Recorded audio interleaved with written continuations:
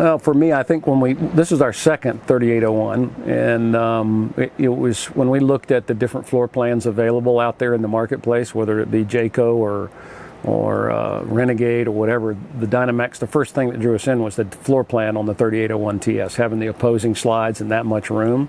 But then the rest of the layout just really, really appealed to us. So it works perfect for the both of us. And the quality of the materials, the wood and that inside the vehicle seems so much better than everything else we looked at. So I guess those two things would be what drew us into the brand. And another thing that drew us into the brand was I did not want a flat front RV. I wanted a truck RV. Yeah, my deal was she said, if you want me to if we're going to get a motorized RV, it has to look like a truck. It looks like a truck. Well, we painted the bathroom. We added new light fixtures throughout where the existing little LED lights are. We discovered that there's LED light bulbs now that do the transformer in the light bulb, so you can use conventional fixtures. I've added a Blue Fire adapter to be able to look at all the engine controls and mileage and average mileage and all of that good stuff. Fuel levels are more accurate than they are on the Freightliner instrument panel. I've added Fox shocks in the front that made the ride significantly better. About to put a new steering wheel on it. Added the best thing we did was put in the Bostrom seats. I built 2 shelves in the cabinets that didn't have shelves so we could have more storage room. Added a safe back there, changed all the faucets out. The bathroom all went to all black stuff and black faucets. The kitchen went all gold with, gold faucet, took all the silver out. New backsplash in the bathroom. New backsplash. In the kitchen.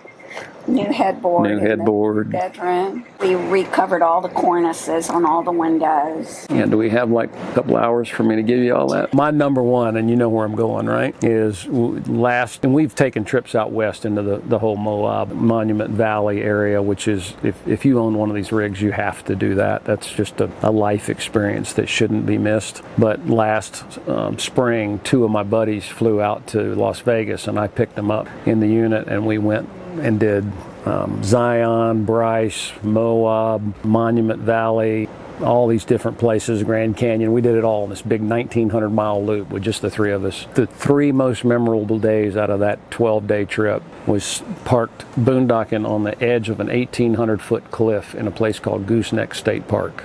And living there for 3 days off the grid and hiking and doing that, but coming back and realizing that I've got this beautiful rig sitting 20 feet from the edge of a cliff that would roll you down 1,800 feet to the river below.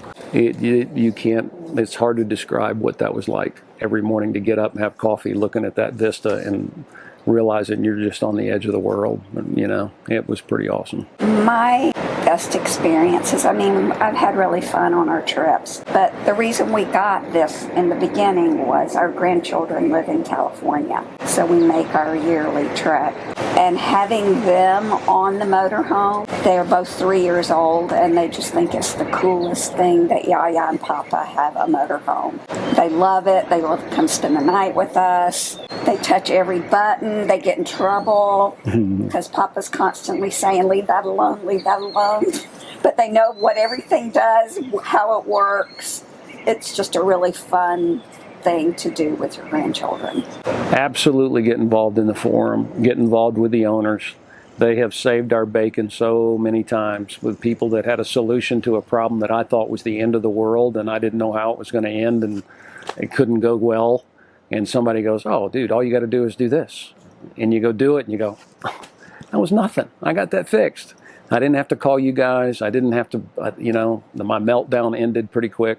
So I would highly recommend anybody that's not on the forum, they're missing a huge part of the ownership experience with this, because there's so many people on there that are willing to help and give you advice or even, they'll go look stuff up for you and send it to you, like where do you get that resource for free? And then again, Brian, same reason to be involved in the forum is you get access to Brian and guys like Aaron and all those people who are really smart guys and have owned the brand a lot longer than I have. And I'm telling you, they've been a huge help for me. So that would be my number one thing, was get involved in that and listen to the guys with experience, because they'll help you. It's a live and learn kind of experience. You may start out with heavy glass plates and end up with Chinette. It's just kind of something you have to do, and then you'll figure out what works best for you.